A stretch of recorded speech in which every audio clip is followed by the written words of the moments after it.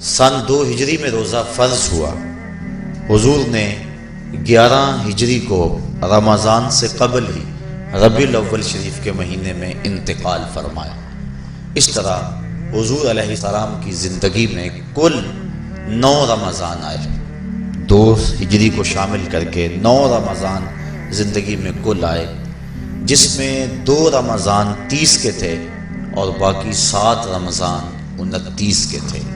اور یہ بات ذہن میں رہے کہ روزے 29 ہوں یا 30 ہوں، اللہ ثواب 30 کا ہی عطا فرماتا۔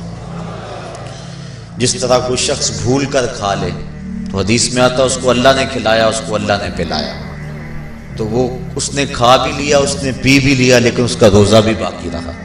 اس طرح اگر چاند 29 پہ نظر آ جائے تو ثواب اللہ 30 کا ہی عطا فرماتا ہے۔ یہ اس کی کرم نوازی ہے اپنے بندوں پہ۔ تو روزہ ڈھال ہے اور جہنم سے آزادی کا ایک اہم ذریعہ ہے۔ روزہ اللہ اور بندے کے مابین ایک راز ہے۔ روزہ نور ہے، ضیاء اور روشنی ہے، اور آقا کریم صلی اللہ علیہ وآلہ وسلم نے روزے کی فضیلت بیان کرتے ہوئے ارشاد فرمایا کہ ہر شے کی کوئی زکوٰۃ ہوتی ہے، انسان کے جسم کی زکوٰۃ روزہ ہے۔ اگر روزہ رکھے گا تو جسم زکوٰۃ ادا کرے گا۔ جس طرح زکوٰۃ سے مال پاک ہوتا ہے، روزے سے جسم پاک ہو جاتا ہے۔ اور روزہ ویسے بھی انسان کے لیے شفا کا پیام ہے۔ فرمایا کہ سحری کھایا کرو، کیونکہ سحری کے کھانے کے اندر بھی اللہ نے برکت رکھی ہے۔ تو یہ ماہ صیام اپنے دامن میں برکتیں لے کر، رحمتیں لے کر نازل ہوتا ہے۔ اس کا پہلا حصہ رحمت، درمیانی حصہ مغفرت، اور آخری حصہ جہنم سے آزادی کا مجدہ جاں فضا ہے۔ حدیث میں آتا ہے کہ اللہ نے میری امت کو رمضان المبارک کے روزے کے حوالے سے 5 چیزیں ایسی عطا کی ہیں جو اس سے قبل کسی امت کو نصیب نہیں ہوئی۔ ایک تو یہ کہ رمضان المبارک کے اندر روزہ رکھنے والے کے معدے سے جو بو نکلتی ہے، اللہ کو وہ مشک سے زیادہ محبوب ہے۔ دوسری بات کہ جب ماہ صیام آتا ہے تو شیاطین کو جکڑ دیا جاتا ہے۔ تیسری بات کہ روزے دار جب تک روزے میں رہتا ہے، فرشتے اس کے لیے مغفرت کی دعائیں کرتے رہتے ہیں۔ اور چوتھی بات، جب ماہ صیام کی آخری رات آتی ہے تو اس کے سارے گناہوں کو بخش دیا جاتا ہے اور اس کو جہنم سے آزادی کا پروانہ مل جاتا ہے۔ بلکہ ایک صحابی نے حضور سے عرض کی کہ آقا کریم، جو یہ جہنم سے آزادی کا پروانہ مومن کو ملتا ہے تو کیا یہ لیلۃ القدر کی رات ہے؟ تو آقا کریم نے فرمایا نہیں، جب مزدور اپنی مزدوری مکمل کرتا ہے، جب اس کی دہاڑی پوری ہو جاتی ہے تو پھر اس کو اس کا مالک کچھ دیتا ہے، تو یہ جو اس کو بخشش اور مغفرت کا مجدہ جاں فضا دیا جاتا ہے، یہ اس کی مزدوری ہے۔ اور فرمایا کہ جو لیلۃ القدر کی برکتیں اس کو حاصل ہوتی ہیں، یہ اس کے علاوہ ہیں۔ اور یہ اللہ تعالیٰ جل شانہ نے خاص کرم نوازی فرمائی بندہ مومن پر کہ اس کو یہ بابرکت رات عطا فرمائی۔ اور 5ویں فضیلت جو اس کو دی گئی، روزہ دار کو اور حضور سے قبل جو امتوں میں لوگ روزے رکھتے تھے، یہ فضیلتیں ان کو نہیں عطا کی گئی۔ جنت کو پورا مومن کے لیے آراستہ و پیراستہ کیا جاتا ہے۔ حضرت ابو ہریرہ رضی اللہ تعالی عنہ سے ایک روایت مروی ہے جس کو امام بخاری اور امام مسلم نے روایت کیا کہ آقا کریم علیہ السلام نے ارشاد فرمایا، قال اللہ عز وجل، اللہ جل شانہ ارشاد فرماتا ہے، کل عمل ابن آدم لہو، ابن آدم کا ہر عمل اسی کے لیے ہے، الا الصوم فانہ لی، ہاں مگر روزہ ہے جو وہ میرے لیے رکھتا ہے، وانا اجزی بہ، اور اس کی جزا میں اسے دوں گا، والصیام جنۃ، اور صیام روزہ ڈھال ہے، فَإِذَا كَانَ يَوْمُ صَوْمِ أَحَدِكُمْ فَلَا يَرْفُثْ وَلَا يَصْخَبْ فَإِنْ صَابَّهُ أَحَدٌ أَوْ قَاتَلَهُ فَلْيَقُلْ إِنِّي صَائِمٌ وَالَّذِي نَفْسُ مُحَمَّدٍ بِيَدِهِ لَخُلُوفُ فَمِ الصَّائِمِ أَطْيَبُ عِندَ اللَّهِ مِنْ رِيحِ الْمِسْكِ لِلصَّائِمِ فَرْحَتَانِ يَفْرَحُهُمَا إِذَا أَفْطَرَ فَرِحَ بِفِطْرِهِ وَإِذَا لَقِيَ رَبَّهُ فَرِحَ بِصَوْمِهِ۔ تو فرمایا کہ جب کوئی شخص روزہ رکھتا ہے تو اس کا یہ عمل اللہ کے لیے ہے اور اللہ تعالیٰ اس کی جزا دے گا۔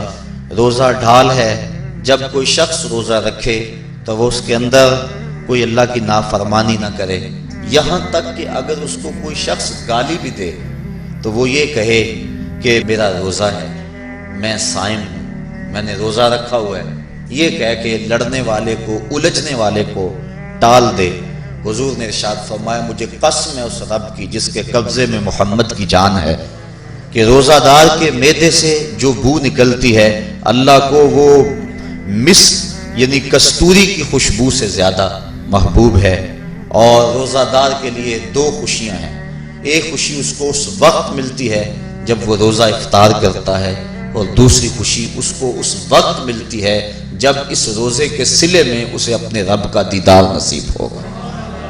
یہ بات ذہن میں رکھیں کہ اس دنیا پر سب سے بڑی دولت جو حضرت انسان کو دی گئی ہے وہ دولت ایمان ہے، اور قیامت کے دن سب سے بڑی دولت جو اہل ایمان کو دی جائے گی وہ اللہ تعالیٰ کا دیدار ہوگا۔ جنت کے حور و قصور، جنت کے محلات، جنت کی اعلی نسل نعمتیں، دنیا کی کوئی دولت اور دنیا کی کوئی نعمت جنت کی کسی نعمت کا مقابلہ نہیں کر سکتی، لیکن جنت والے جنت میں جا کر جس نعمت کو سب سے بڑا سمجھیں گے، اور وہ ہوگی بھی حقیقت میں سب سے بڑی نعمت، ایسی نعمت کہ اس نعمت کے ملنے پہ باقی ساری نعمتوں کو بھول جائیں گے، وہ یہ ہے کہ رب اپنے رخ کرم سے پردہ ہٹا دے گا اور ان کو اپنا دیدار عطا فرما دے گا۔ تو یہ سب سے بڑی دولت جو مومن کو آخرت میں نصیب ہوگی یہ روزے کے صلے میں نصیب ہوگی، یہ روزے کا وہ ثمر ہے، یہ روزے کا وہ پھل ہے جو اللہ اہل ایمان کو قیامت کے دن عطا فرمائے گا۔ اور فرمایا ایک عمل ایسا ہے جس کی جزا کا دنیا پر کوئی حساب ہی نہیں ہے، اور وہ بندے کا اللہ کے حضور اپنے روزے کے ساتھ پیش ہونا ہے۔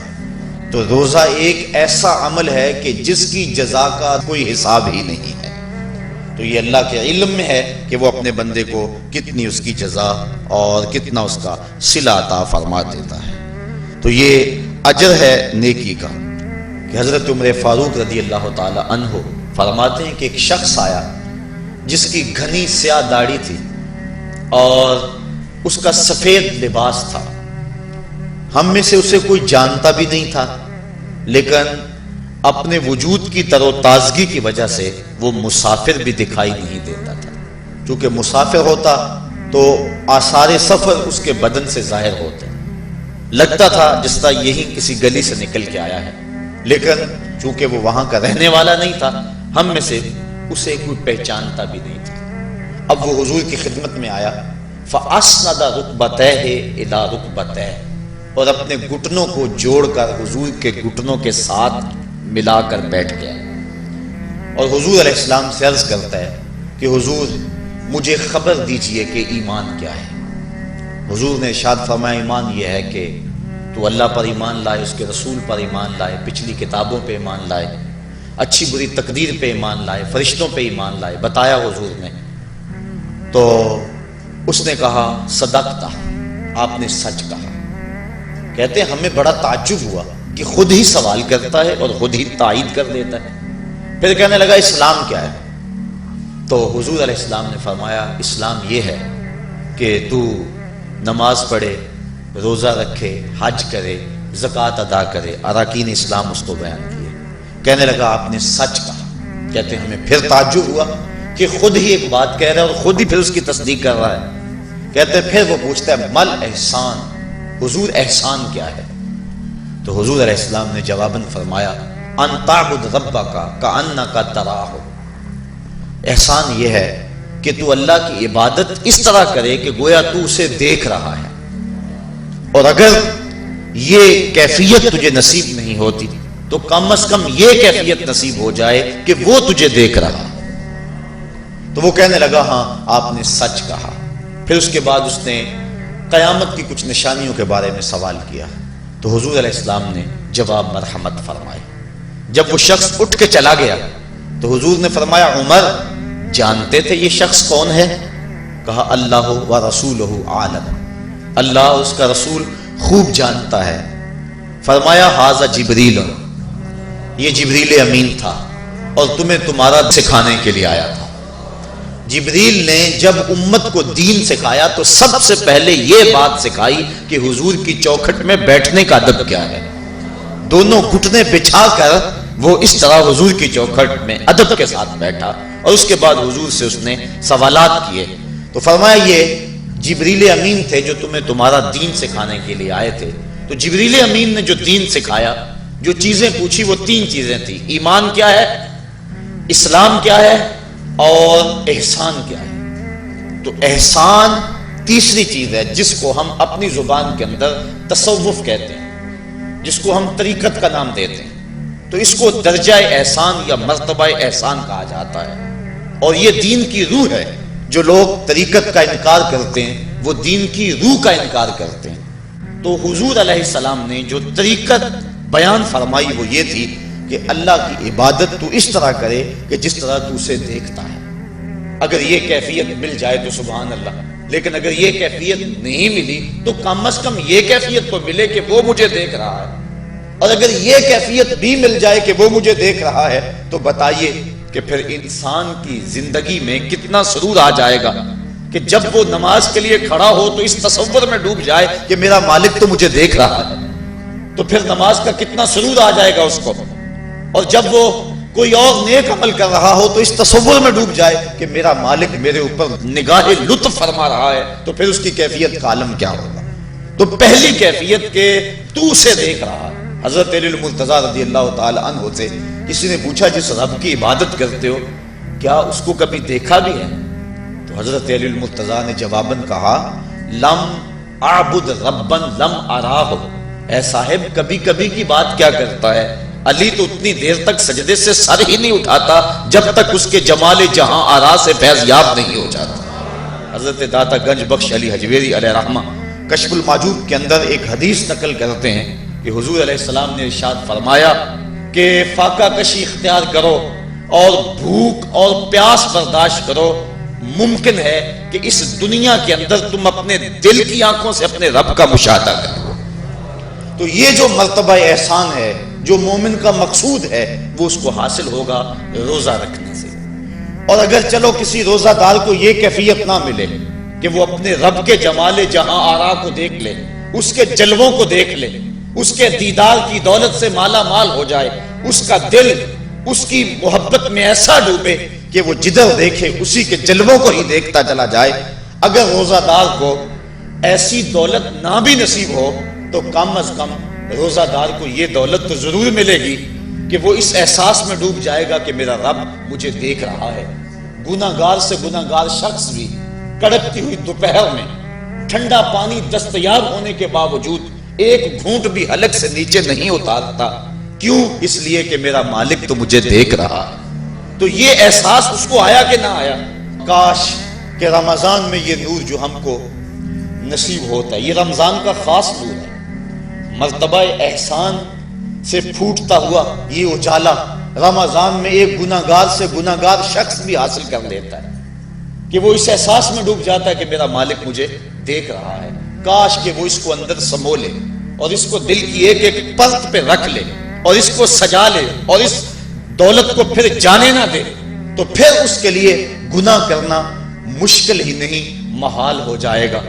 اس احساس سے پانی نہیں پیتا کہ میرا اللہ مجھے دیکھ رہا ہے، تو کیا مجھے یہ بتاؤ کہ جب وہ دکان پہ بیٹھ کے ڈنڈی مارتا ہے کہ اللہ اس وقت نہیں دیکھتا؟ جب وہ کسی کی جیب کاٹتا ہے اللہ اس وقت نہیں دیکھتا؟ جب وہ رشوت لے رہا ہوتا ہے اللہ اس وقت نہیں دیکھتا؟ کہ اللہ تعالیٰ صرف رمضان میں دیکھتا ہے، غیر رمضان میں نہیں دیکھتا؟ تو یہ احساس کاش کہ اس کے ساتھ لگ جائے کہ میرا مالک مجھے دیکھ رہا ہے، تو پھر گناہ کرنا مشکل ہی نہیں ناممکن ہو جاتا ہے۔